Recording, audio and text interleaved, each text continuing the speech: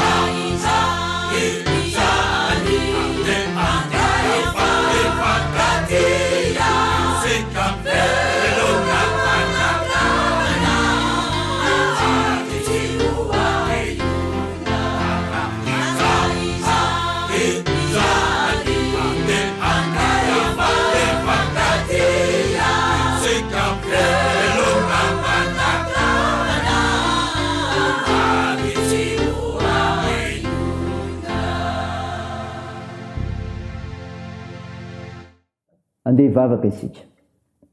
Ry Tompoandriamanitra io, Andriamanitra fitiavana ianao, ka mendrika io dia raina ary tsisy manahaka nanao izany no ny serinao sy ny asanao. Mahatsiaro sy mitsinjo ary mamonjy sy miaro anay ianao. Sotranao zahay ny amin'ny fandamianao ny fiainanay, fa afaka manavao anay koa ianao ary ahafahanay mijoro vavim-belonao koa. Tompo, deranao izay mankalaza ny voninahitra anao. Mahatsiaro ny tenanay koa izay Tompo, mahatsiaro ny fahadisoanayky mifona aminao.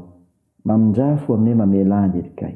Fa namasino, midira ty anatinay raha iany tsy handray ny afatra tsara avy amin'ny mofinainy izay. Azonay maneho ny fahefanao fa anao izany, ary anao koa izao tolo izao. Inao koa no mitondra sy manam-pahefana amin'izany rehetra izany. Dia mitenena Tompo fa voninkenanao izahay. Naran'i Jesosy Kristy mpamonjy anay. Amen. Ny mofinainao antsika amin'ny tion'ity ravana malala dia hitanao ny filazantsara soratan'i Jaona. Jaona 2:1, ny 2:2 ka hatramin'ny 4:7. Mivaky toy izao minaran'i Jesosy. Ary Maria rehefa tonga teo amin'izay nitoeran'i Jesosy ka nahita azy, dia nikoaka teo amin'ny tongony ka nanao taminy hoe, Tompoko, raha teto ianao dia tsy maty ny anadahako. Ary Jesosy no nahita azy nitomany sy ny jiosy izay niaraka taminy nitomany koa, dia vonto ny fanahiny ka tora-kovitra izy. Ary hoy izy, aiza moa no nandeveanareo azy? Dia hoy ireo taminy, Tompo, andeha izaho. Jesosy nitomany. Dia hoy ny jiosy, akory ty haben'ny fitiavany azy? Fa hoy sasany, moa tsy hain'ilay ty izay napahiratra ny masolay jamba va ny manao izay tsy anahafaty andray lehilahy ty? Dia votondray ny fanahin'i Jesosy ka nakeo amin'ny fasana izy. Azoy izany, sady misy vato narindrina teo. Hoy Jesosy, esory ny vato. Hoy Marta nabavy maty taminy, Tompo, maimbo izao fa ifefaran'izay. Hoy Jesosy taminy, tsy voalazako va fa raha iny ianao dia hitanao ny voninahitr'Andriamanitra. Dia nesorina ny vato. Ary Jesosy dia nananatra ny maso ny kanana hoe, ray eo, sotranao aho fa efa niaino ahy ianao. Raha izao dia fantatra fa miaino ahy mandrakariva ianao, fa noho ny vahoaka mitsangana manodidina ny lazako izany mba inony fenao naneraka. Ary rehefa nanao izany teny izany izy, dia niantso tamin'ny feo mahery hoe, ry Lazarosy, mivoa. Dia nivoaka ny maty, nisy fehipaty ny tanany sy ny tongony, sady voafehy sara koa ny tavany. Hoy Jesosy tamin'ny olona, vao izy, ka avelao andeha. Ary maro tamin'ny jiosy dia ireo nakeo amin'ny Maria ka nahita ny zavatra nataon'i Jesosy ireo no nino azy. Fa ny sasany tamin'ireo kosa dia lasa nakany amin'ny fariseo ka laza tamin'izay nataony. Amen. Ray masino, manamasinana amin'ny fahamarinana, miteninao ny fahamarinana. Amen. Ravana malala, aminao ny fiadanan'i Jesosy Kristy ilay maneho fahagagara mandrakariva eo amin'ny fiainana indrindra tamin'ireo mpiara-belona azy ka azontsika mijoro vavim-belona ny amin'izay nataony. Mofinainy vakina tamintsika teo, filazantsara ny Jaona 2:1, ny 2:2 amin'ny 9:7. Tantara milaza nanangaran'i Jesosy ny Lazarosy tamin'ny maty. Nanehoan'i Jesosy ny fitiavany ireo mpanaradia azy. Dia izao miara-miombona alahelo, miara-miombona alahelo. Tsy nisalasala Maria sy Marta naneho ny alahelo ny teo anatrehan'i Jesosy noho ny fahafatesan'i Lazarosy. Ary rehefa nahita ny olona nitomany Jesosy dia votona alahelo. Tsapa ny fahareroana bavin'i Lazarosy ary to miatra aminy koa izany ka nitomany koa izy. Asehoan'i Jesosy eto fa toy ny olona iray tena akaiky sy tena tia izy ka izay nanjo azy ireo dia mahazo azy ihany koa. Rehefa mitaraina amin'ny Tompo isika dia reny izany. Tsy mihaino fotsiny izy fa miara-mizaka amintsika amin'ireo fahoriana izay mianjady. Manambary izany ry havana fa tsy irery izay mino sy manaradian'i Jesosy eo anatrehan'ny karazam-pahoriana izay misy eo amin'izao tontolo izao. Miavatra ho antsika, mahireza manoloana ny fahoriana. Ny fitiavan'i Jesosy reto mpanaradia azy reto koa dia maneho hoe mitondra fanafahana. Izany koa ry havana, mitondra fanafahana. Fanafahana no enton'i Jesosy amin'izao tantara izao. Voalohany, fanafahana ny Marta izay toa misalasala ny amin'ny fahefanananan'i Jesosy na dia efa laza izy fa mino. Ny faharoa, fanafahana ny Lazarosy voafaty ny fahafatesana ka lazan'i Jesosy mivoa vao izy. Ny teny Jesosy feno fahefana izay miendrika baiko nanangana ny maty. Rehefa miteny Jesosy dia tanteraka avokoa tahaka izay nataon'Andriamanitra iray tamin'ny fahariana.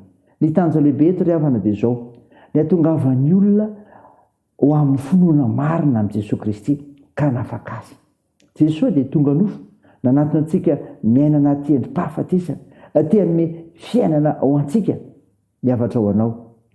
Ekeo ary mino ny fahefanyteniny fa zava-dehibe ho anao zany, tondra fahafahana ho anao zany.